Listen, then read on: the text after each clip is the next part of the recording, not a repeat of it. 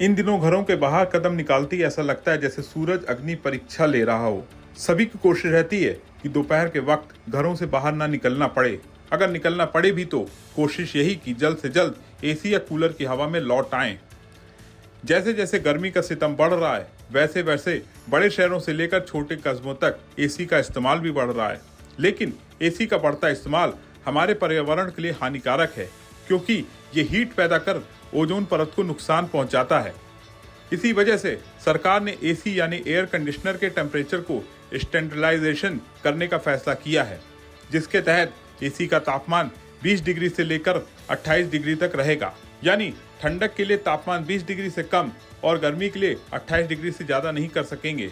बहुत से देशों में पहले से ही ऐसे स्टैंडर्डाइजेशन लागू है। जैसे जापान में एसी का तापमान 26 डिग्री स्टैंडर्डाइजेशन किया हुआ है, वहीं इटली में ये 23 डिग्री है।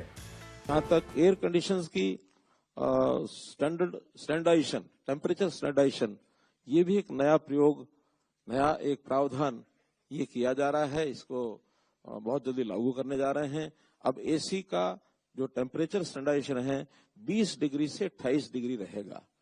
यानी 20 डिग्री से नीचे हम उसकी कूलिंग नहीं कर सकेंगे और 28 डिग्री से ऊपर वार्मिंग नहीं कर सकेंगे। इस प्रकार का एक पहली बार इस प्रयोग को किया जा रहा है।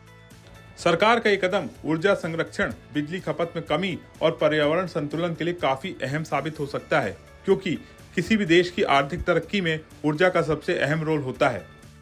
सरकारी आंकड़े बताते हैं कि आज देश के ग्रामीण इलाकों को 22 घंटे से ज्यादा बिजली मिल रही है, जबकि शहरों को 23 घंटे से ज्यादा बिजली हासिल हो रही है। ऐसे में अब सरकार ने एयर कंडीशनर के टेम्परेचर को स्टैंडर्डाइजेशन कर पावर संतुलन के साथ पर्यावरण रक्षा का प्लान बनाया है, जिसका पॉजिटिव असर आने वाले सालों में दिखाई देगा। आपका इसके बारे में क्या सोचना है, कमेंट करके बताएं और बने रहें बिस्तक के साथ।